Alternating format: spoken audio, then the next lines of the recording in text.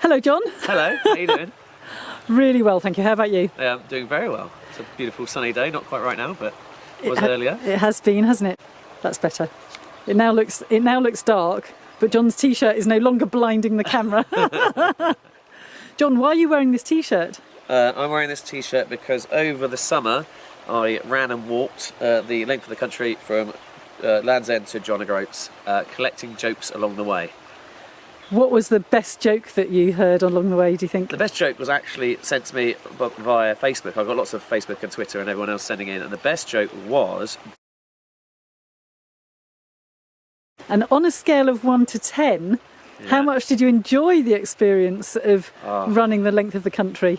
It's difficult. There's bits of it which were brilliant. There's bits of it which I thought would be rubbish but were brilliant. Bits I thought would be brilliant that were rubbish. The whole thing...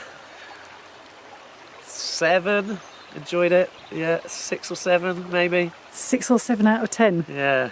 Okay, that's pretty good for a painful journey. It was quite painful. A lot of pain in the feet, a lot of blisters, a lot of the bottom of the sole of my feet just hammering into the road. A lot of pain. But the bits I enjoyed were the bits. Everyone's like, I can't believe you didn't take a tent. But those are the bits I really enjoyed. Camping wild just on the side of the road. Like there was one point when I was in Scotland. And I'd been walking along the A9, I think it is, for like 2 days straight, with like lorries come towards me, which was pants, really pants. But then it was like 10 o'clock at night, and I was on the side of the road, and I put my bivvy up with my tarp, and I was like, I'm literally next to the road, and it was a weird place to find enjoyment. And then the other places I like camping in the little car park behind a skip in the Cheddar Gorge. And all those like random, a bus stop. If you ever sleep at wild camp, bus stops are like godsend because you've got a roof over your head and a nice soft flat floor to sleep on. So yeah, all those things, that's what I really enjoyed. The endless pounding of the pavement wasn't so much fun.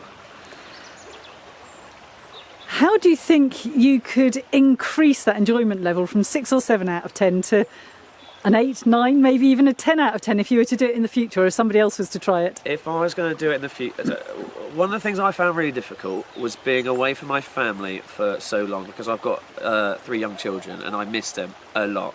And one of the reasons I tried to do it as fast as I could was because I was desperate to get back to see my family. If I was going to do it again, I would do it slower so that my feet were in less pain, so I enjoyed the actual walking aspect more. But then I wouldn't have done it all in one go. I would have spread it out. Maybe I've done like maybe a week here or 2 weeks there, sort of thing. But then again, I wanted to do it all at once, so it's difficult, that one. I don't know. That's a challenging question. You said you had blisters. Is there anything you could have done to improve the blister situation? Definitely wearing a pair of trainers that weren't knackered before I started, because the trainers I had, the year before I'd done a challenge to run 1,000 miles over the year, like 3 miles, which only works out as about 2 miles each evening, which is not too bad. But when you get to almost the end of the year, and like in February I did my ACL, and then so by the end of the year I hadn't done hardly any running, so I had to do loads in November, which was great. I did the challenge, but then my shoes were pretty much knackered, and I didn't realise how bad they were. That when I was coming out of Devon, that they ripped to shreds, and I was gaffer taping them back together again. Yeah, so have good trainers before you start is a good clue. Did you stay in the same trainers or did you find a pair to replace them? My brother actually had a pair ready for me in Manchester, but they broke so far before Manchester that I was in trouble, so I ordered some off of Amazon because I ran near my home. So I ordered them to Amazon and collected them from home and then wore them for the rest of the time. So yeah, I could have almost got 3 pairs of trainers, but it was actually 2 pairs of trainers in the end. But I've got another pair of trainers I can wear for future adventures. And what are your top 5 tips for anybody who might want to run lead jog themselves? Is that how you say it? Lead jog? Le jog. I say it like hedgehog. French. Yeah, I like hedgehog. Like le jog. Le jog. Like French. The best thing I did was carrying barely anything, because a lot of people said, how come you've only got 2 pairs of pants and that sort of thing? And I was like, because the more you carry, the less enjoyment is. I have this theory about the ratio between enjoyment and the weight of your bag. If your bag is too heavy, you won't enjoy it, so what's the point? So I was delighted that my bag weighed barely anything at all, and I was delighted. Oh, that's tip 1. So tip 2, my bag was really light because I was bivvying and I didn't take a tent with me, and that means I didn't have the faff of setting up a tent. I didn't have the hassle of taking it down at the end of the day. I didn't have to dry any tent out because I was just in my bivvy the whole time. That was great. Tip 3, do it in summer, because I really lucked out. I only had like 3.5 days of rain the whole 34 and a half days I was running. So yeah, do it in the summer. That's 3 tips. Tip 4, definitely wear a decent pair of trainers that aren't going to fall apart on you. And tip 5. Do you know what?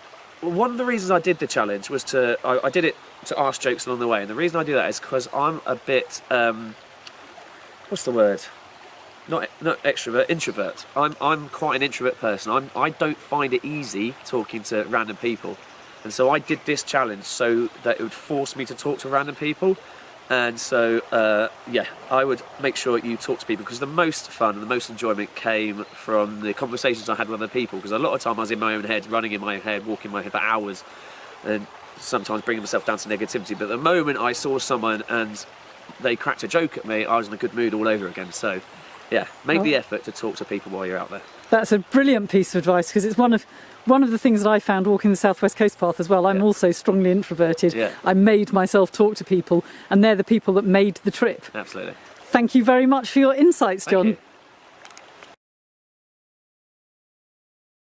Best joke was, did you hear about the man who wrote the knock knock joke? He won a Nobel Prize.